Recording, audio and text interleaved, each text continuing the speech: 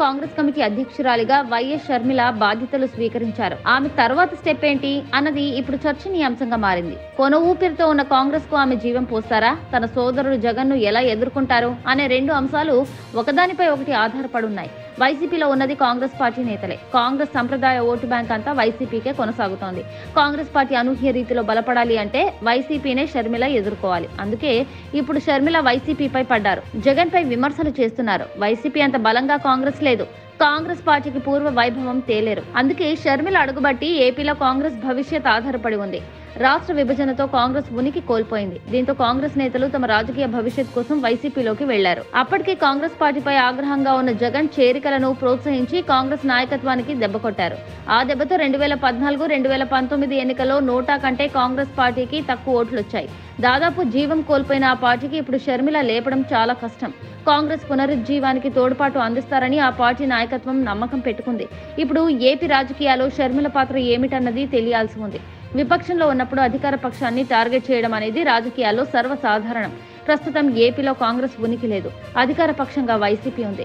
TDP, Janasena కూటమి విపక్షంగా కొనసాగుతున్నాయి. మరోవైపు రాష్ట్రంలో ఎదగాలన్న ఆకాంక్ష బీజేపీలో ఉంది.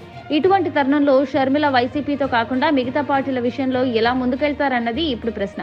కేవలం సోదరుడు జగన్ ను దూషించినంత మాత్రాన కాంగ్రెస్ పార్టీ బలపడదు. బలమైన అధికార పక్షం, అదే స్థాయిలో ఉన్న ప్రధాన ప్రతిపక్షం ఉండగా మూడో స్థాయిలో కాంగ్రెస్ పార్టీని షర్మిల నిలబెట్టాల్సి ఉంది. అయితే అందుకు తగ్గ వ్యూహం ఆమె వద్ద ఉందా అన్న ప్రశ్న ఎదురవుతోంది.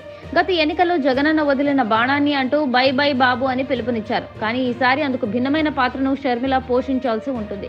గతంలో తాను ఎందుకు అలా చేశాను, ఇప్పుడు ఎందుకు ఇలా మారాల్సి వచ్చింది అనే దానిపై ప్రజలకు ఫుల్ క్లారిటీ ఇవ్వాల్సిన అవసరం ఉంది.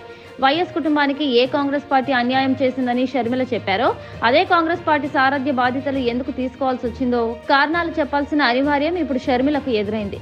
ప్రధానంగా రాష్ట్ర విభజన అంశం ఆమెకు ప్రతిబంధకంగా మారనుంది. నాటి కాంగ్రెస్ నిర్ణయాలపై విమర్శలు వచ్చే అవకాశం ఉంది. అయితే ఈ విషయంలో ఒక డిక్లరేషన్ తో ముందుకు వెళ్లాలని కాంగ్రెస్ పార్టీ భావిస్తున్నట్లు వార్తలు వస్తున్నాయి. అటు విభజన హామీల అమలు విషయంలో బీజేపీ వైఫల్యాలను సైతం షర్మిల గట్టిగా తిప్పికొట్టాల్సిన పరిస్థితి ఉంది. ఒక్క వైసీపీ కాదు, టీడీపీ ప్రభుత్వ వైఫల్యాలను సైతం షర్మిల ప్రస్తావించాల్సిన అవసరం కనిపిస్తోంది. షర్మిల కాంగ్రెస్ పార్టీలో చేరిక వెనుక చంద్రబాబు హస్తం ఉందని వైసీపీ ఆరోపిస్తోంది. దానిపై కూడా షర్మిల క్లారిటీ ఇవ్వాల్సిన పరిస్థితి కనిపిస్తోంది. ముందుగా కాంగ్రెస్ పార్టీ రాజకీయాలను అవశోషణ పట్టాల్సిన పరిస్థితి ఉంది.